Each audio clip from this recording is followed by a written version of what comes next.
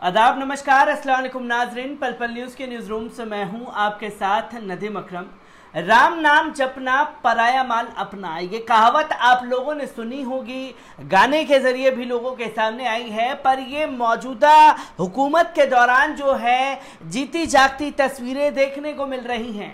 जी हाँ, राम नाम का जाप जो है पूरे देश में किया गया और दुनिया से भी तस्वीरें दिखाने की कोशिश मीडिया द्वारा की गई कि देखिए कि जो राम मंदिर बन रहा है उसकी धूम जो है अमेरिका में भी देखने को मिली है। यानी कि नेशनल और इंटरनेशनल तरीके से चंदा इकट्ठा किया गया राम मंदिर तैयार करने के लिए, और चंदे के पैसे का किस तरीके से इस्तेमाल किया गया है ये जवाब जो है ट्रस्ट देना नहीं चाहता, और जो इससे जुड़े हुए लोग हैं वो भी इस पर बोलने से बचते हुए नजर आ रहे हैं। क्योंकि विपक्षी पार्टियों द्वारा जब ये लगातार दावा किया जा रहा था कि राम जन्मभूमि जहां तैयार हो रही है वहां जो जमीनें हैं उस घोटाले में बहुत बड़ी चीजें सामने आई, जिसमें आम आदमी पार्टी के संजय सिंह और कांग्रेस के नेताओं ने और साथ ही साथ समाजवादी पार्टी ने भारतीय जनता पार्टी के ऊपर हमला बोल दिया। और ट्रस्ट को जब घेरने की तैयारी शुरू की गई तो ट्रस्ट की तरफ से बयान आया कि भाई ऐसा कुछ हुआ ही नहीं है, और फिर सुल्तान अंसारी को ट्रस्ट द्वारा सामने ला दिया गया और सुल्तान अंसारी ने ट्रस्ट के हक में जो बातें कही वो बातें लोगों को हजम नहीं हुई। विपक्ष सवाल उठाए तो वो राजनीति कर रहे हैं, हम सवाल उठाएं तो ये कहा जाएगा कि कट्टरपंथी हैं, राम मंदिर बन रहा है, इनका दर्द जो है वो बाबरी मस्जिद का नहीं गया है, इसलिए ट्रस्ट के ऊपर सवाल उठा रहे हैं। और जो पत्रकार इनके फेवर में बात कर रहे हैं तो उनके लिए लंबी लंबी कसीदे और लंबी लंबी पोस्टें पड़ी जा रही हैं। पर इस बीच उन लोगों के बयानों पर भी गौर करने की जरूरत है जिन लोगों ने राम जन्मभूमि के लिए पैरवी की, सुप्रीम कोर्ट में केस लड़ा और सुप्रीम कोर्ट में फैसला आने के बाद उन लोगों को किस तरीके से सरकार के नुमाइंदों द्वारा दूर का रास्ता दिखाया गया, इसकी भी जीती जागती तस्वीरें देखने को मिली हैं। और अब विपक्ष नहीं, आम जनता नहीं, हमारे जैसे पत्रकार नहीं, खुद साधु संत महाराज भी अब भारतीय जनता पार्टी और राम मंदिर के लिए जो ट्रस्ट के अधिकारियों को नियुक्त किया गया है, जो इन्हीं के लोग हैं, अब उन पर साधु संतों ने भी सवाल खड़े कर दिए हैं। और वो भी वो साधु संत सवाल खड़े कर रहे हैं जिन्होंने केस लड़ा और उनको नजरअंदाज किया गया। तमाम तस्वीरें सामने आने लगी हैं। क्या कुछ कहना है साधु संतों का, एक बार इस पर भी नजर डाल लेते हैं। आपको बता दें, श्री राम जन्मभूमि तीर्थ क्षेत्र ट्रस्ट के जमीन खरीद फरोख्त में हेरा फेरी का मामला थमता नहीं दिखाई दे रहा है। श्री राम जन्मभूमि विवाद में पक्षकार रहे हनुमानगढ़ी निर्वाणी अखाड़ा के महंत धर्मदास जी महाराज ने ट्रस्ट के महासचिव चंपत राय को डॉक्टर अनिल मिश्र आरोप लगाया है कि राम लला के नाम पर ये लोग धंधा कर रहे हैं। राम जी के नाम पर एकत्र हुए संपन्न निधि के बंदर बांट का तरीका निकाला गया है। धर्मदास ने बताया कि जल्द ही अखिल भारतीय अखाड़ा परिषद की 18 अखाड़ों की बैठक अयोध्या में होगी। उसमें संत समाज बैठकर राम मंदिर निर्माण के बारे में चर्चा करेंगे।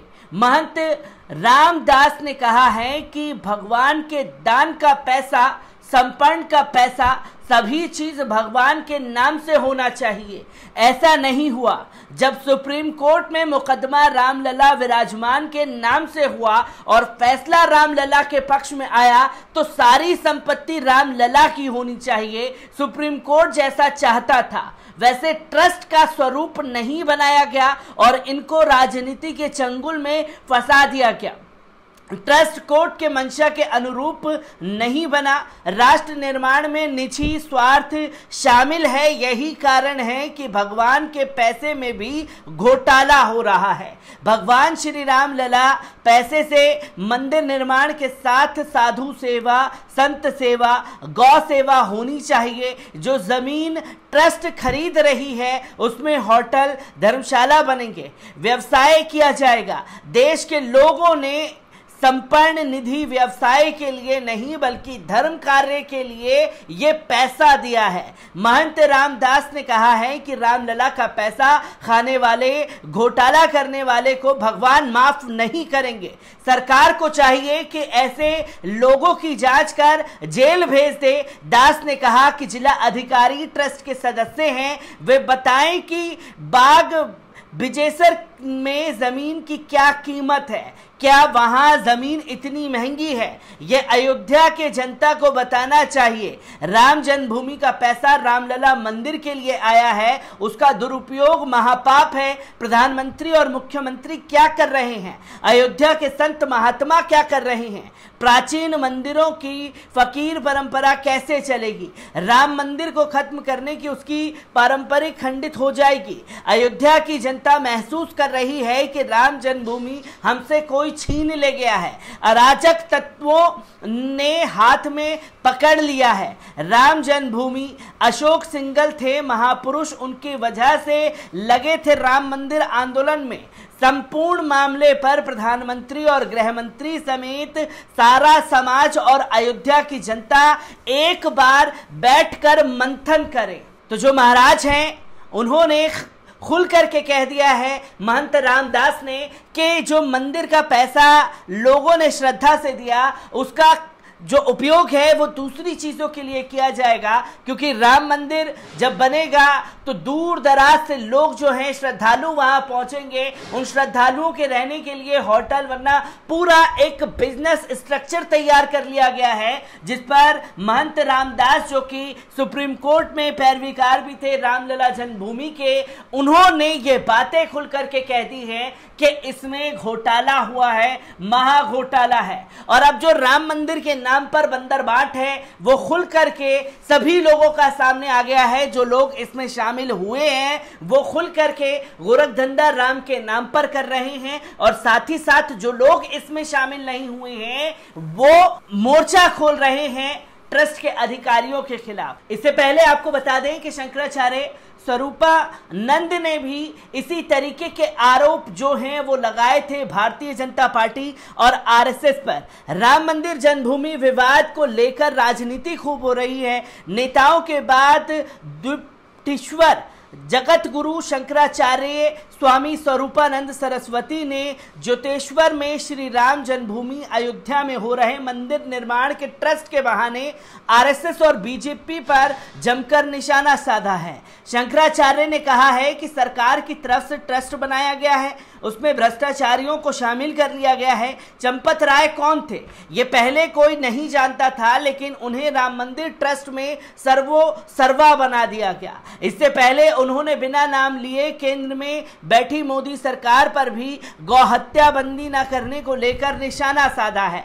शंकराचार्य ने कहा है कि गौ हत्या बंदी के लिए जब इनकी संख्या संसद में 2 थी तब लंबे समय तक संघर्ष किया गया, लेकिन जब संसद में इनकी संख्या 300 हो गई है तो गौ हत्या बंदी का नारा भूल गए हैं, बल्कि उल्टे गौ तस्करी को बढ़ावा दिया जा रहा है। शंकराचार्य स्वामी स्वरूपानंद सरस्वती ने मंदिर के शिलान्यास पर भी सवाल उठाए थे और ये कहा था कि ये जो तारीख पर शिलान्यास किया जा रहा है वो अशुभ है।